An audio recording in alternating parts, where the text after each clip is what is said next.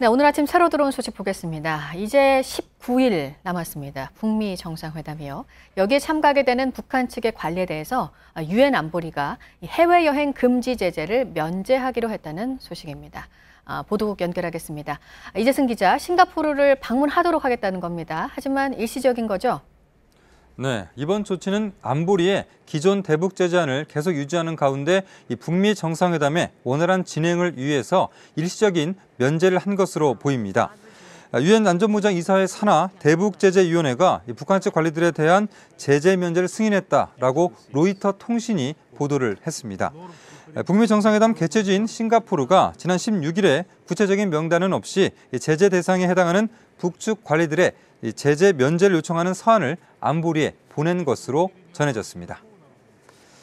다음은 지난해 미국 프로풋볼 NFL에서 발생한 국민의례 무릎 꿇기 논란이 선수와 구단의 자율에 맡겨졌다는 소식입니다. 새 규정은 경기 개시 전에 국민의례에서 국가가 연주되는 동안에 원치 않는 선수는 라커룸에 앉아 있을 수 있도록 했습니다.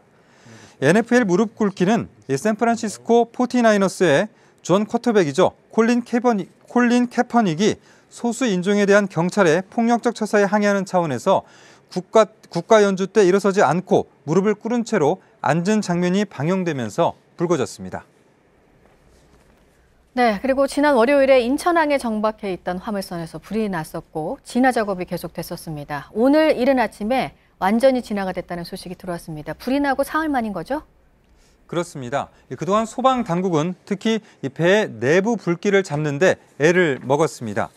마지막으로 불씨가 남아있던 화물선 내 13층 갑판 선미 쪽 진화 작업이 오늘 새벽에 마무리됨에 따라서 소방 당국은 진화를 완료했다고 판단했습니다.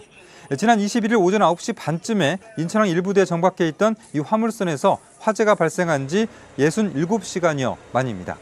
이번 화재는 화물선의 중고차 선적 작업을 하던 중에 발생했는데요. 이 불로 화물선에 선적된 중고차 2,000여 대 중에 1,460여 대가 불에 탄 것으로 확인됐습니다.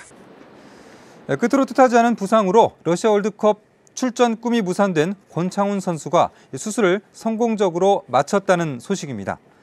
프랑스 프로축구 디종 소속의 권창훈은 지난 20일 앙제와의 시즌 마지막 경기에 선발 출전했다가 후반에 아킬레스건이 파열되는 부상을 당했습니다. 28명의 한국 축구 대표팀 소집 명단에 이름을 올렸던 이 권창훈은 소집 대상에서 제외돼서 생애 첫 월드컵 출전 꿈을 접어야 했습니다. 권창훈은 이번 시즌 11골을 뽑아내며 절정의 골 감각을 과시한 터라 더욱더 안타까움을 남겼습니다. 지금까지 아침엔 지금 JTBC 이재승입니다.